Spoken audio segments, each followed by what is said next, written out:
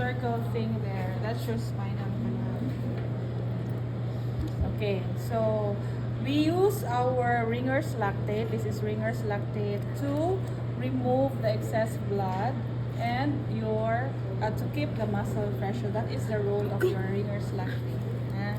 Keep the muscle fresh, remove excess blood. Okay, so we will now destroy the spinal cord, which is lodged in the spinal canal. How do we do that? We insert the fitting needle inside.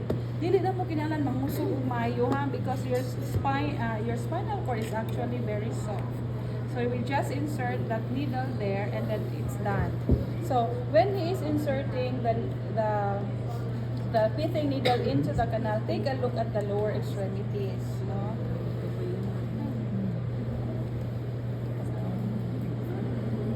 There. Okay.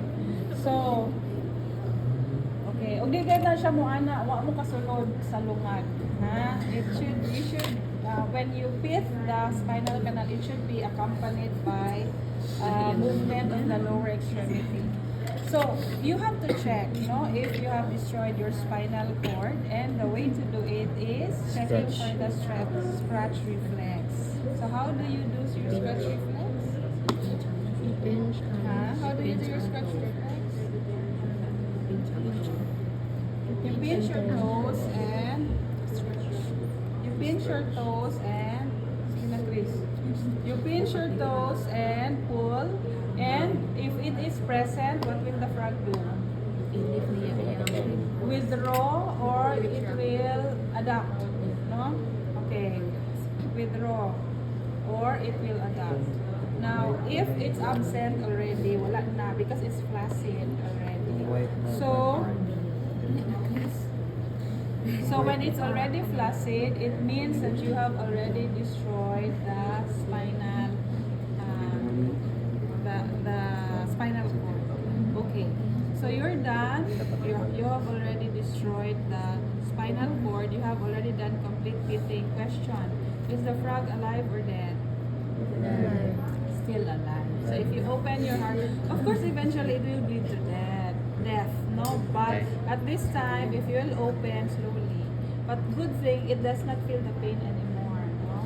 So that's why we pit our frog, rather than just cutting off and letting it bleed to death. Now, we now put the frog in a ventral position, pakayat, no? Okay, ventral position, and we make a waistline incision.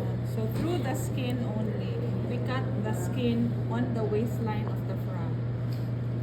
So use your forceps to do that, not your hands.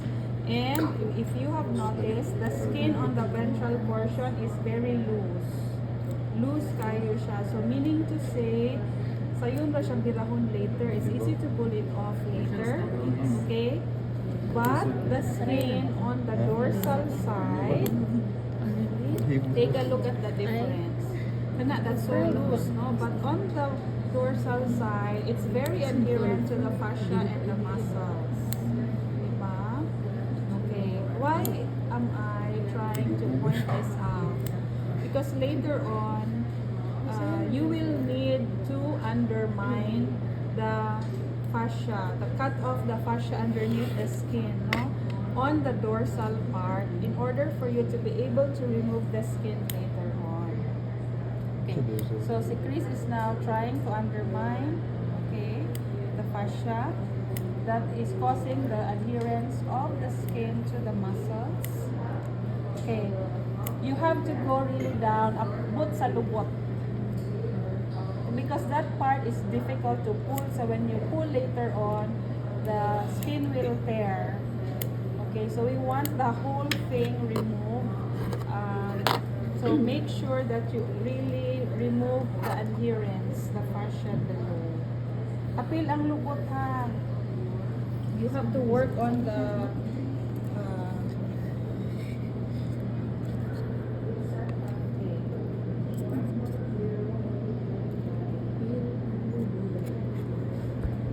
okay, tang-tang na, no? So, look, he has removed, ipakita sila, ipasaka sa pagkita. We have removed the skin, bangka. we have removed the skin sa lubot, right? And he did not even try to pull the ventral portion, but it's now off. Remember, see? Ventral. Ventral is here. So see, natangtang, wala kayo na niya pirahan. But this one, you have to cut off. So when you cut off, pag ana ni mo, natangtang lang na siya, no? The other side. So we will now remove the skin of the lower extremity, and this is like removing our skinny jeans. Okay, we'll have to pull it like yun, or the glove. Yan. So when you do that, you have to make sure that you are holding the thigh and not the body, because if you hold the body and you pull, you will stretch the sciatic nerve and you will destroy it. Okay, so when you remove the skin, it should be your right hand should be close to your left hand, no? When you apply traction, dapat dugod ang duha. They should not be far apart, otherwise you will be pulling the body and destroy the sciatic nerve along the way. So what he's doing is he's holding the thigh and then remove the skin as one. So do not cut off nga magputol mo inyong tungaon. No, you have to remove everything as one, just like what he did. Huh?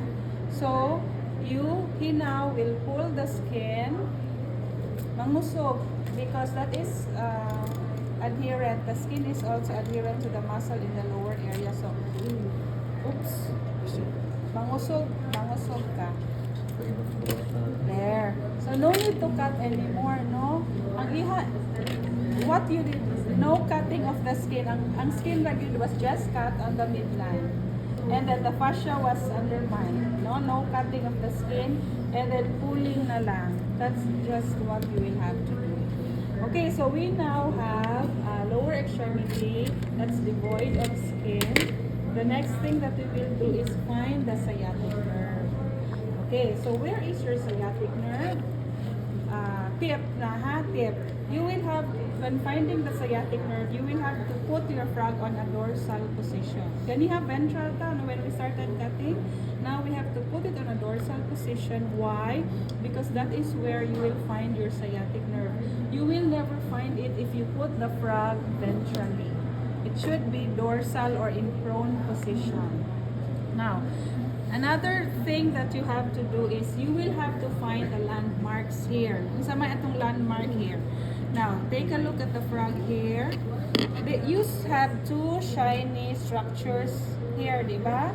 It looks like a nerve because your nerve is white and shiny. But this is not your nerve. These are your tendons.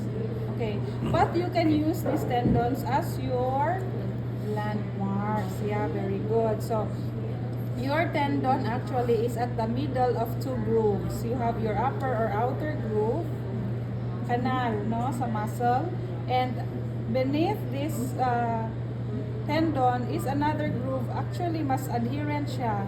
The muscles are together, no, more adherent to each other. But if you open this up, okay, this is actually a lower groove. When you open this up, you can see the sciatic nerve underneath. So when you see this landmark, go a bit down, dili ha, because there's another groove here. Go a bit down, just a bit down, and then make sweeping motions up using your pithing needle. Okay? So when you do that, make sure that you're hitting the same part of the muscle. Ha? Okay, if you hit here and then you hit here, wag na daghan na kayong slices ang muscle, you will not find the sciatic nerve anymore. So make sweeping motions from the distal part to the proximal part, and then put the muscles away. Underneath those muscles, you will see your sciatic nerve. So that is what our technician will do. Sige. So up, down to up. Mangusog ka na daw. Mangusog kay para you will be able to open up the muscle. Okay. So when you open, you just separate the muscle, the two muscles.